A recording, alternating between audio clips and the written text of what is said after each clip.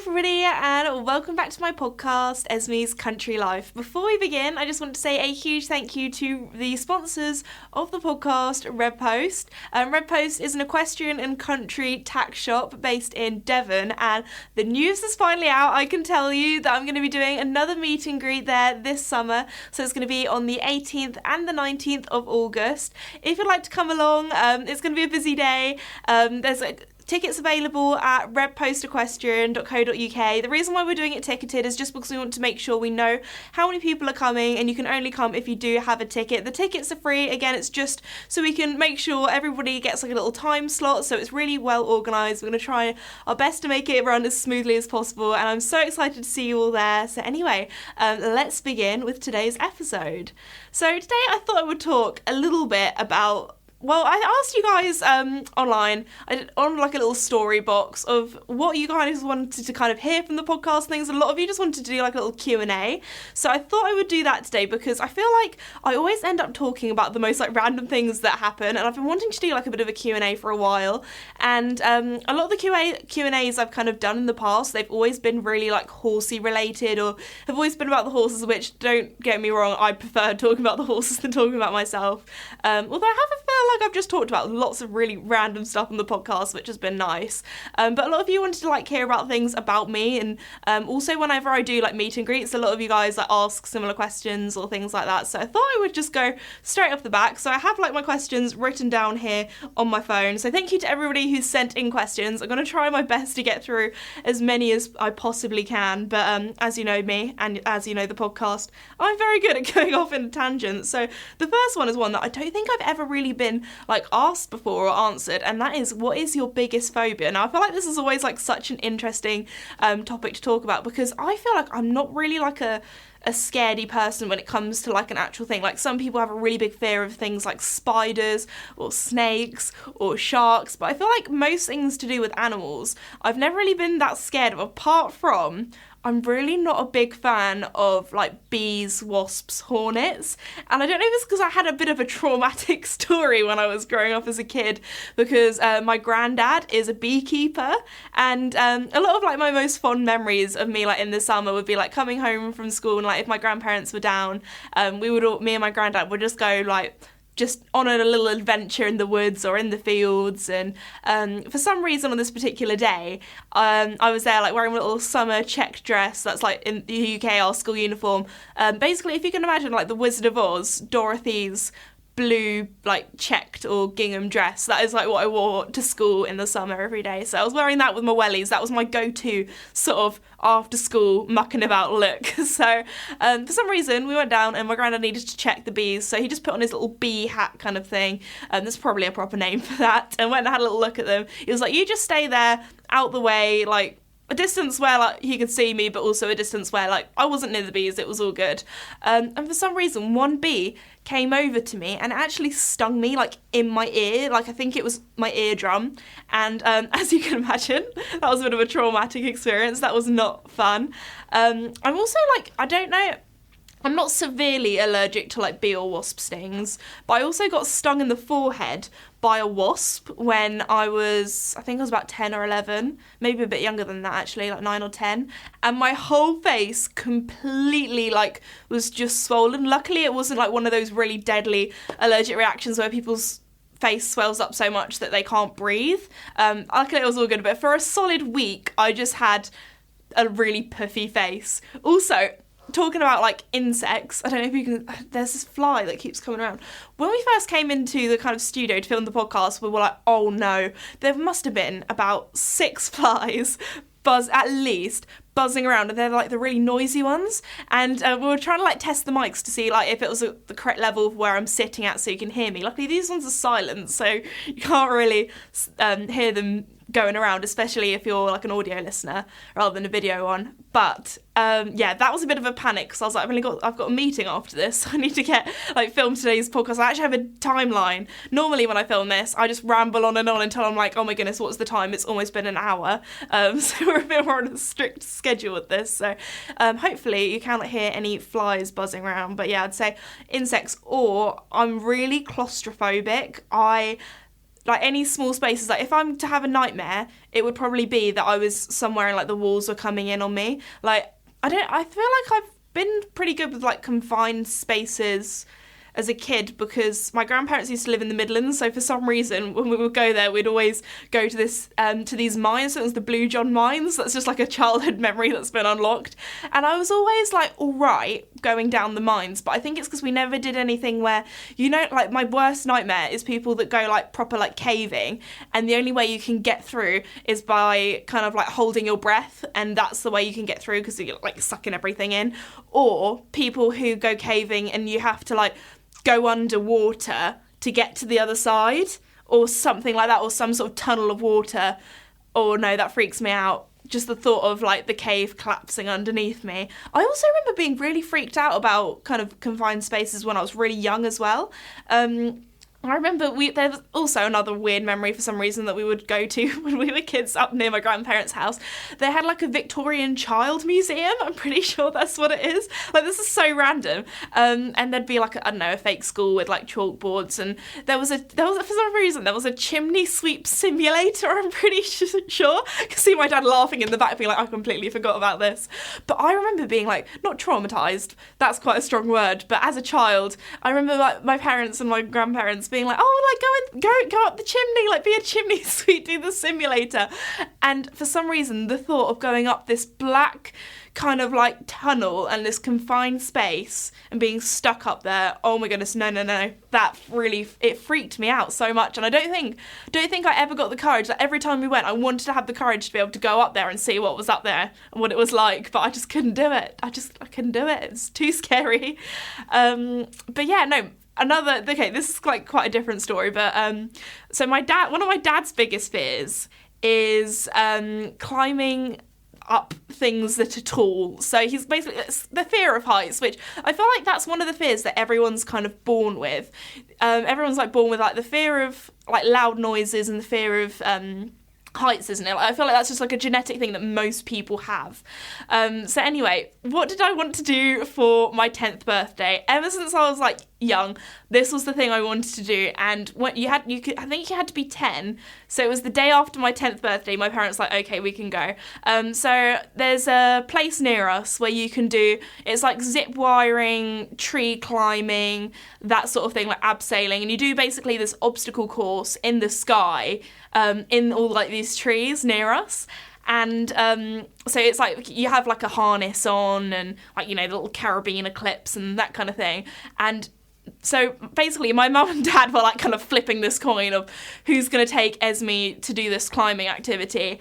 And my mum was like, I'm not going to be able to keep up with her. Like, she's too fast. Like, I've got little legs. I mean, me and my mum were probably the same height at that point. But she was like, I'm not going to be able to keep up with her. So my dad was like, okay, I'm going to have to go and make sure she like stays safe and that kind of thing. And that was probably one of the worst things he's done. He absolutely hated it. So thank you, Dad, for making my childhood dreams come true by taking me climbing up in the trees.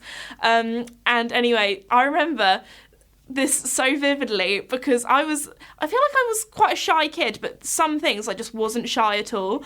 And I remember for the safety briefing, because it was just the two of us in a group, we were put with this stag do, like, so this, like, you know, you can imagine like this big group of lads that were like, oh yeah, we're gonna do the zip climbing, oh yeah, let's go really fast, like let's race each other, like that kind of thing, like proper like ladding on. And I remember, like after the safety briefing, they're like, oh, does anybody have any questions? And little 10-year-old me, like most people would probably ask, like, oh, how long does it take to do it? Or, I don't know, questions about safety, or I don't know. Little 10-year-old me, just blank face, just said, can I ask, has anybody ever died on here? And that's when the safety instructor like had to like seriously be like, actually, we do need to tell you that 2 people have actually died while on the course. If you do ask, we legally have to tell you. There was one guy who was doing maintenance that accidentally cut the like rope that he was on, and there was somebody that I think it was either had a heart attack or had like an epileptic fit, and all these like sort of big stag do blokes are all just like, oh goodness, like all their faces went really pale, and little 10-year-old me was like, oh, great. So, like, that's not going to happen to me. So let's just go. And I was off. I remember having a great time. And my dad, like, he still talks about it sometimes. He's like, his worst one was climbing up this, like, really skinny post. And for some reason, you had to climb, like, back on yourself, like, almost upside down to get up onto the platform. I remember also, like, the thing that terrified me the most on this one was there was this one rope swing where you had to jump, grab this rope and kind of Tarzan across, and then there would be this like kind of wall that you would, like net wall that you would grab onto. And I remember I was quite nippy, so I remember being a little bit further ahead than my dad. I was like, oh, am I all clipped in? Am I ready to jump? And I was about to jump, and he was like, no, let me just check. I was clipped into one of the like carabiners, but the other one wasn't. I only clipped one on, so that was a little bit scary.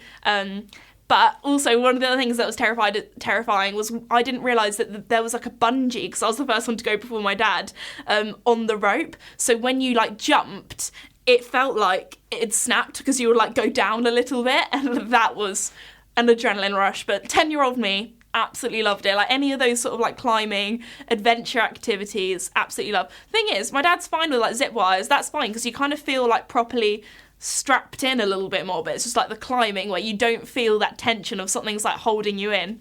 That's a little bit freaky. So yeah, I'd say claustrophobia and probably like bees or wasps or hornets are my biggest fear. Like I'm not like gonna have a sort of like, I'm not gonna cry if there's like a wasp or a bee near me, but I will run away as quickly as I can or avoid it at all costs or possible. So my worst nightmare as a kid was National Trust tea rooms, because for some reason at National Trusts it was just a breeding ground for these bees and wasps. They would be there while you were trying to have like your afternoon tea and your scone and or like a piece of cake or basically anything sweet and sticky like ice cream. They would be there swarming. And the amount of times where I just wouldn't sit with my family, I'd refuse cake. Now that shows you how much I dislike bees or wasps. I would just, I'd have to leave the table. I'd have to be like, see you later. I am leaving these wasps. I don't want to be here. This is too scary. But there we go. I'd say they're like the most rational. But obviously you have like things that you're scared about. Like I'm worried like something bad will happen to my family or my horses and that kind of thing. But I feel like they're the more interesting things to talk about, I guess. Okay, I feel like that was quite a long one. This one's I feel like this is like a basic one, but this is also a question that I get asked quite a lot, is what is my favourite food? I really like anything that basically has cheese on. I'm a cheese person, like I love cheese. So like macaroni cheese, pizza, cheesy pasta, halloumi, a halloumi burger, that is great. I also really like noodles, like an Asian food, so like sushi, that kind of stuff. I don't know. And then also, I thought I'd add this in because I remember, I think it was at one of my book tour signing kind of things, somebody right at the end of my meet and greet asked me, what is my favourite flavour of ice cream? Because she said she didn't think anybody had ever asked me that before, because she wanted to ask an interesting question.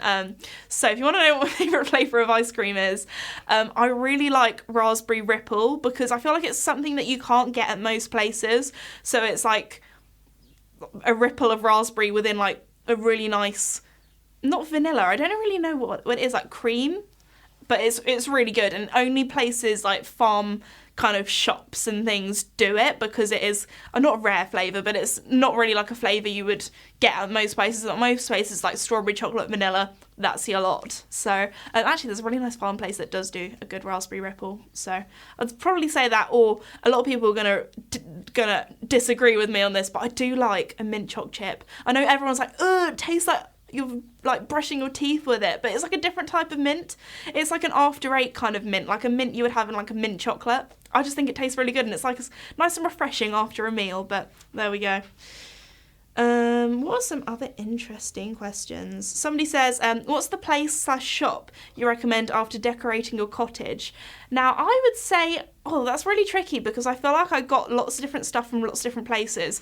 Number one, I would say like go thrifting. That's the thing I've enjoyed the most. So going to like charity shops, secondhand shops, vintage shops, especially as number one, it's good for the environment because you're not buying something that's like new. Number two, it's better for your pocket as well. It's cheaper.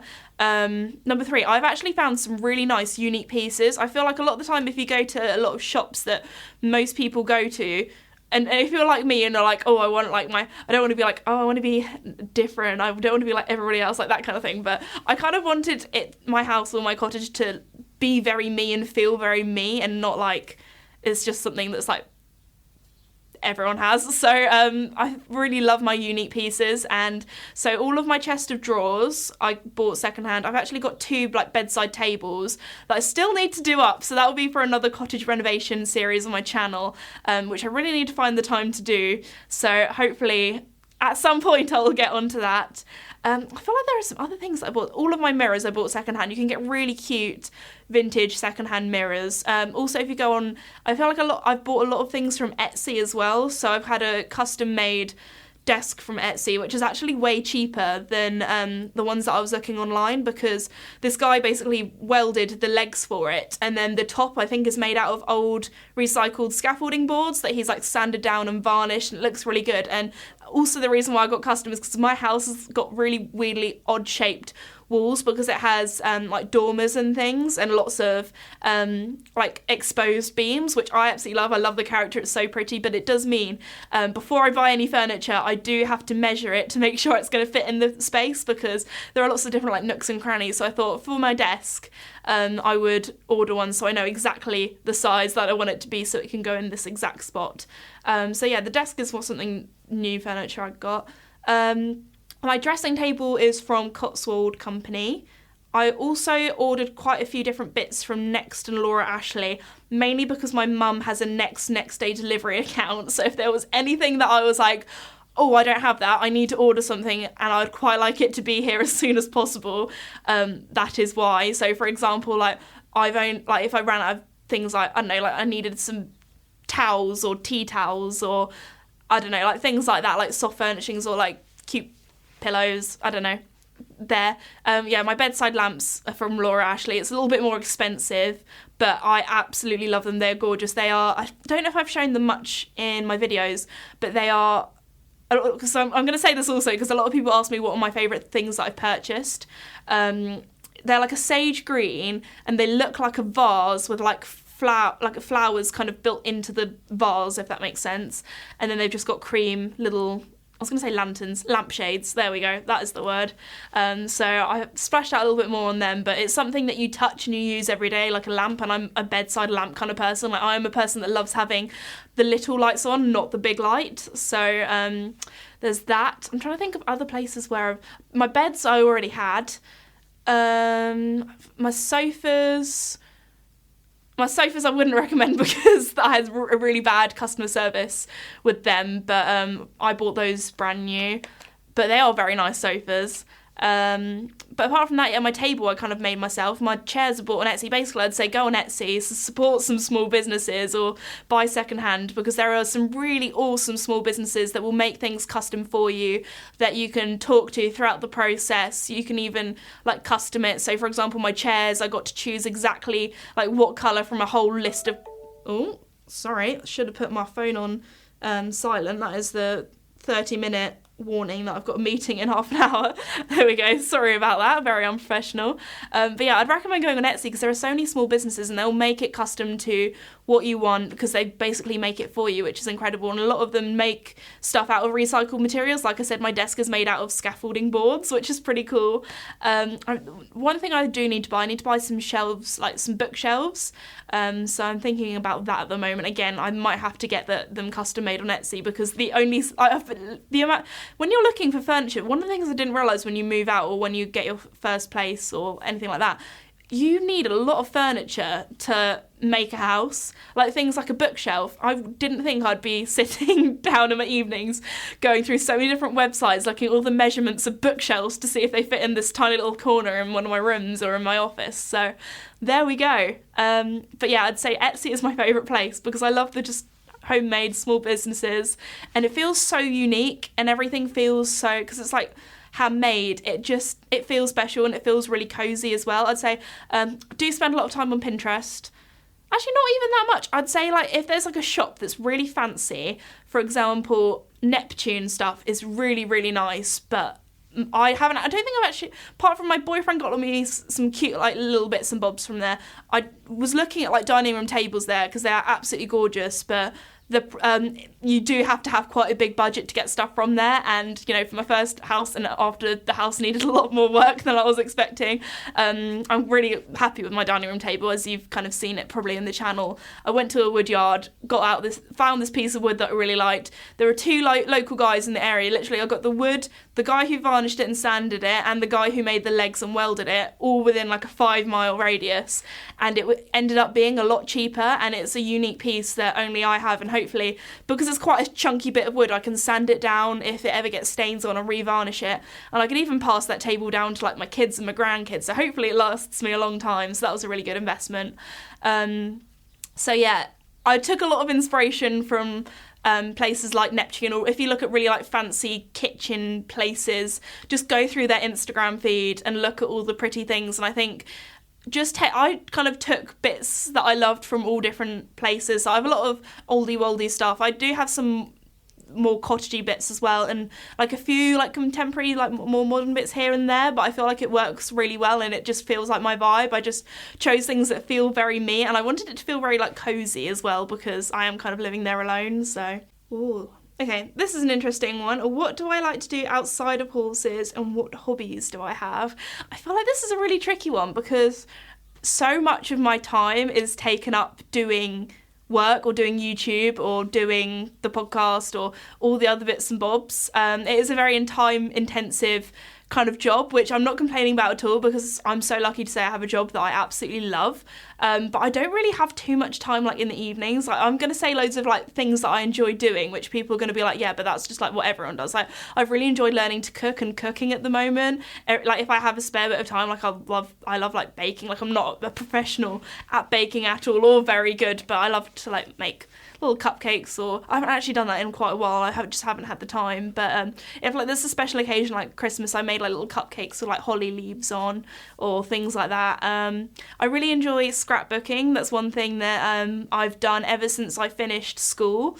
I kind of had this thing where when I finished school, it was also kind of when I was turning 18, and I also had a bit of a health scare before then as well, and I kind of had this thing where I was like, I just want to live every single day, and every single day have a purpose, and every single day have something that brings me joy, and just, I don't know, it sounds really weird, but also because my life is very, as you can hear from the podcast, each week is totally different for me, and I know that I'm so fortunate to be in the position that I am doing YouTube, and I wanted to document that through my scrapbook.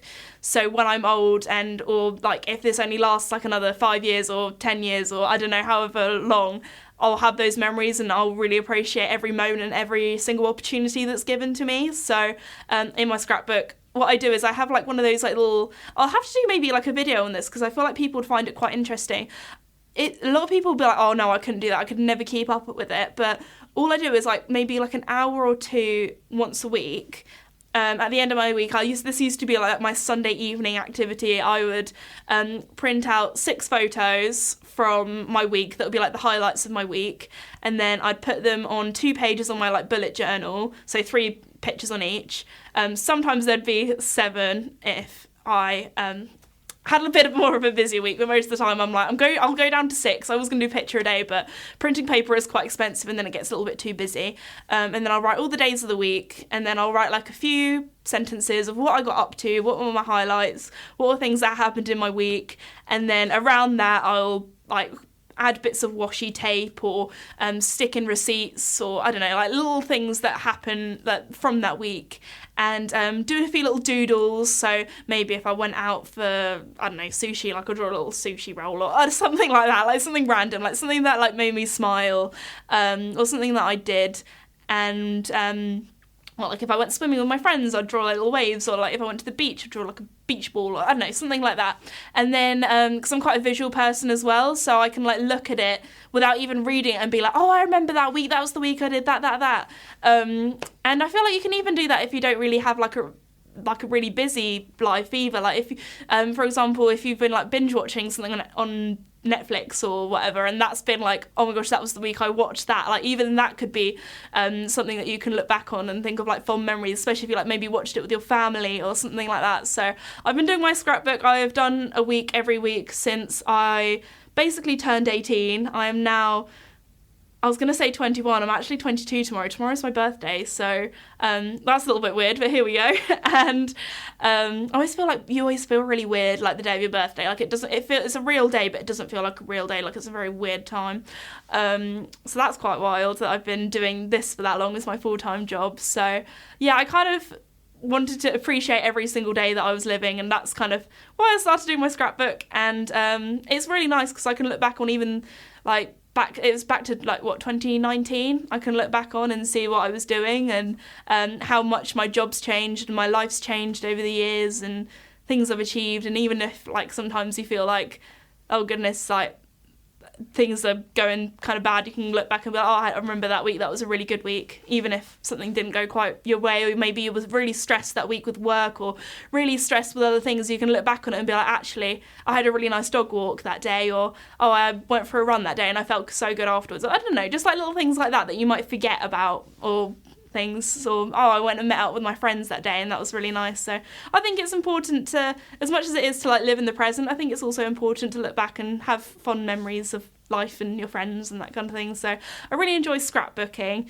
I love swimming as well. Swimming is something I haven't done for a while. As I said previously, me and my friend used to go swimming every week. It was more of like a winter activity because over here in the UK it just gets so sad when it's dark. Like seasonal depression is not fun, but I feel like if you have something fun to do in the evenings, like I'm the sort of person, as soon as it gets dark here in the UK, like early, like if it's 6 o'clock and it's dark, I'm ready to put my pajamas on. I'm ready to like just get in bed, read my book and go to sleep. Oh yeah, that's another thing I really enjoy, reading. I've really been into reading ever since sort of for quite a while actually. I go through different phases because I find it's one of those things where you just have to have the time to it, and I find it difficult to have the time to like sit down and read. So actually when I travel, it's probably when I read the most because I like sit down on a plane or sit down in the car.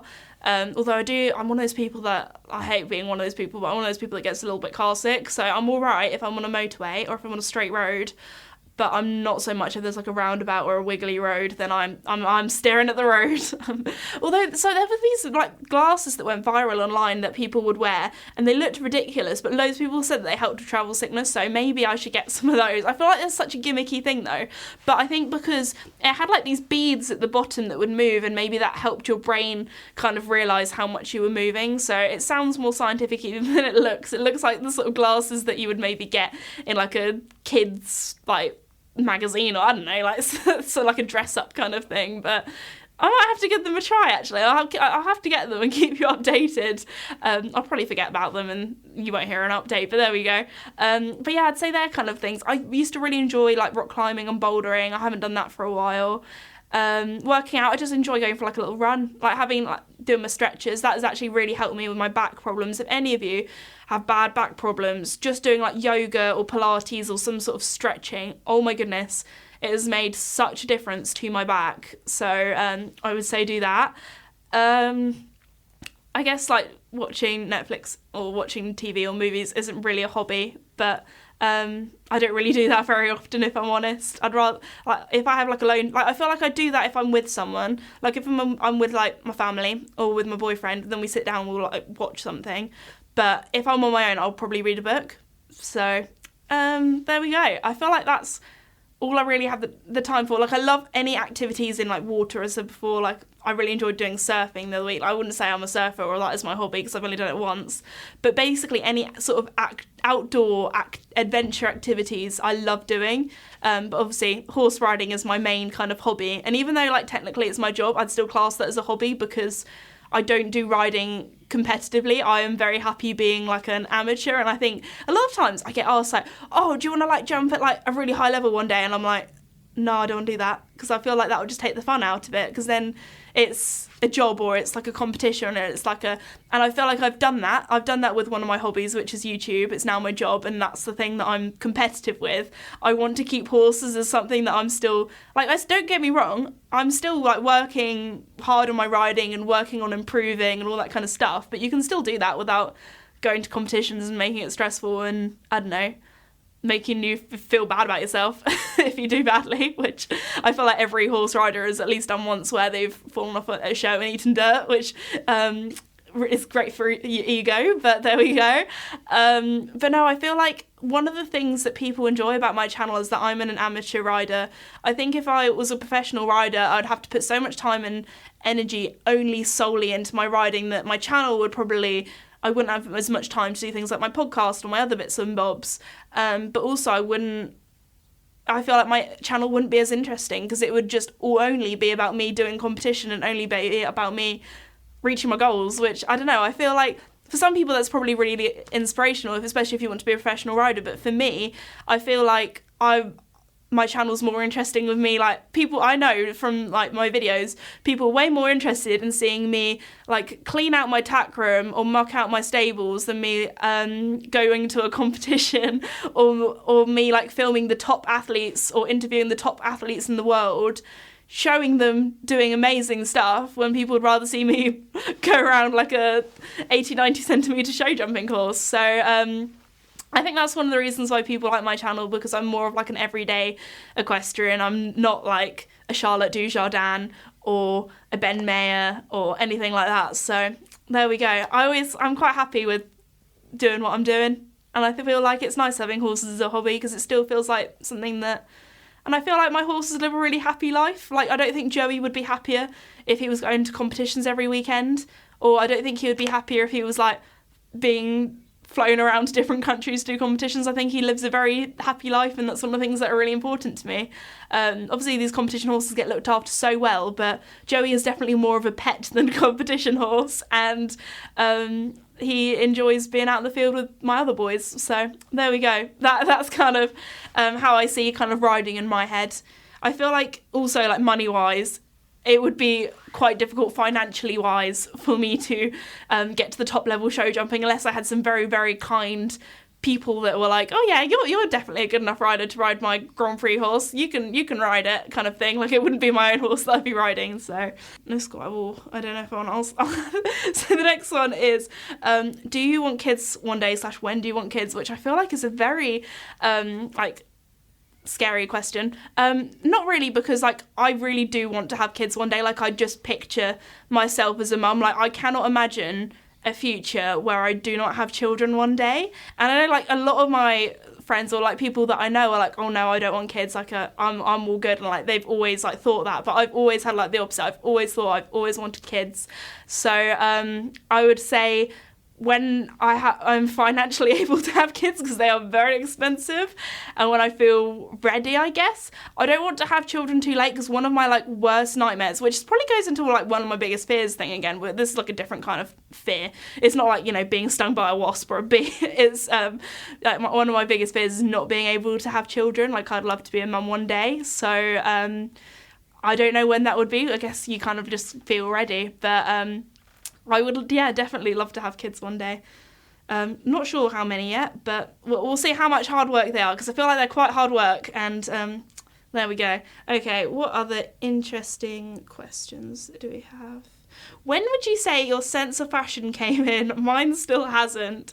I don't know, like, I've always been really interested in fashion, even since, I remember, like, my mum, trying to dress me as a kid, and I'd be like on the weekends and things like that, and her being like, and me as like a child being like, no, I don't want to wear that, I want to wear this and this. And as soon as I physically could, like as a toddler or even like, yeah, that kind of age, I guess, I would pick out my own outfits. And my mum said it wouldn't necessarily always go with each other, but she wanted me to like be like a strong, independent woman kind of thing, so she would let me. And I feel like it's kind of difficult. I think things have probably changed since back when I was like is tween a word? I feel like that's a really like American word. Like, you wouldn't really call someone a tween in the UK, like a child becoming like a teen. Because in the UK we have like kind of, I remember this being like a real thing. Because like you would have like clothes from like the age of 6 to the age of like 11 to 12 that would like be the same t-shirt, and when you're 11 or 12 you probably don't want to wear like the same t-shirt as a 6-year-old. And I remember like at that kind of age really struggling to find pieces that I felt comfortable wearing, especially this is that weird kind of age where you're about to gonna hit puberty and all that kind of stuff. So I remember, like, as a kid, I was a very, very girly girl. Like, I'd always wear pink. Like, I wouldn't wear something unless it was pink or purple. Like, that was my whole wardrobe. And then when I got to, like, older, I don't know if you could say I was a tomboy or not. I really enjoyed going out in the mud, climbing trees with my brother and his friends, because that's something I never actually talked about in my, like, episode on growing up in a small village. I was literally the only girl my age in the village. All of the other kids my age were all boys, and I'm not even exaggerating, not even like one. So I used to always play with my brother and his friends, so I was a bit of a like feral child, just like playing out in the woods on our own, like that kind of thing, which is a really lovely childhood. So that kind of age, I kind of just like bought t-shirts because my mum was like, I was getting mucky and dirty all the time. Like all of my t-shirts and things were like from like Millets or like camping kind of outdoor shops, I guess. So I remember I had this one t-shirt which had like a squirrel riding a bike on. Like I feel like 2012 fashion was very interesting back in the day. I'm trying to think of like other like standout t-shirts. Like I had ones with like butterflies on, that kind of thing, like very naturey, or like flowers.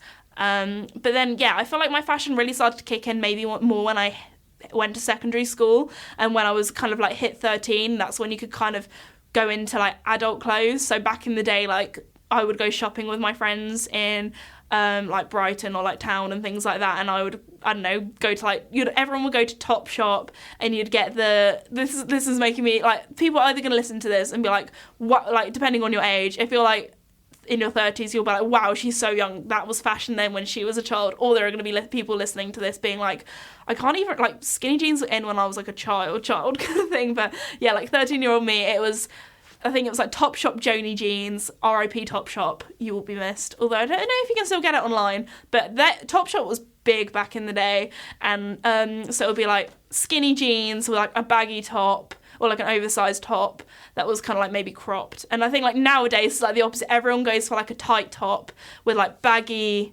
kind of like mom jeans, that kind of thing. So I feel like the tables have kind of turned a little bit.